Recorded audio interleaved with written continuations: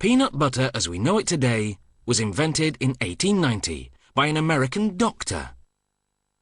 He used it as a protein substitute for people whose teeth were so bad they couldn't chew meat. Nice. The best peanuts for making peanut butter are runner peanuts because they're uniform and roast more evenly than peanuts that vary in size. They arrive at the peanut butter factory already shelled. To make a 500-gram jar of peanut butter, it takes 565 grams. That's about 1,100 nuts. The nuts travel through a hot air roaster, heated to 204 degrees Celsius. The shaking motion moves them around so they roast evenly. More than 3,600 kilograms of peanuts go through this roaster every hour. When they come out, they've turned from white to light brown.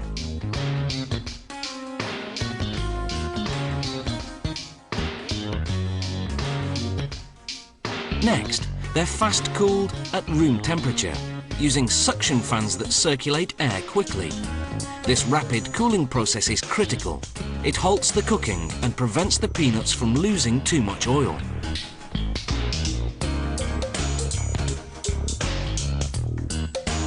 Next, the peanuts go through a machine called the blancher. It removes the outer skins by rubbing them between rubber belts. Then it splits the kernels and removes the heart of the peanut, which has a slightly bitter taste. But what's discarded doesn't go to waste. The skins go to farmers for pig feed, and the hearts go into bird feed.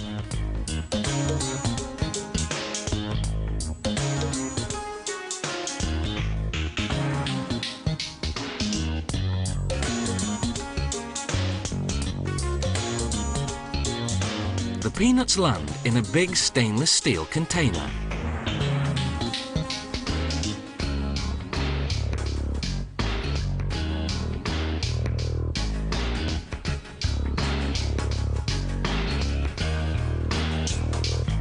From there, they drop down into the grinder to be ground into a paste.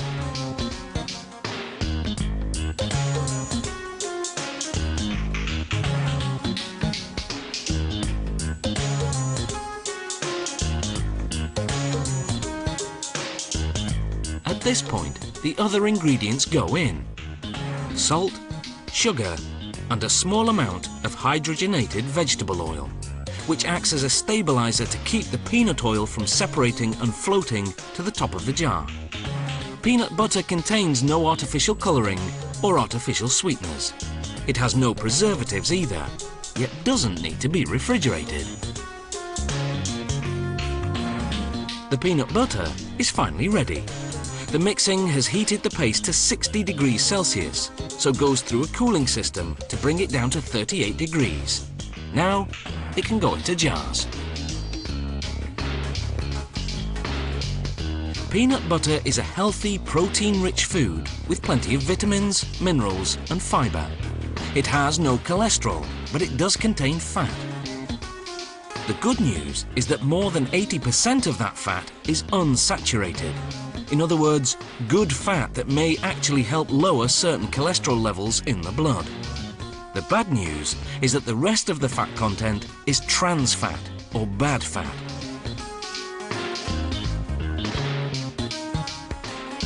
It comes not from the peanuts themselves, but from the oil that's used as the stabilizer.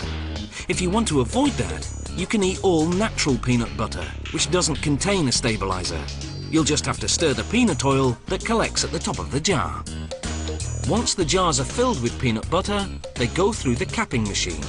The caps have an aluminium seal inside.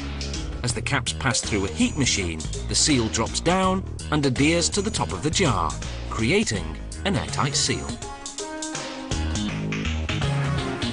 A machine prints the production date and expiration date.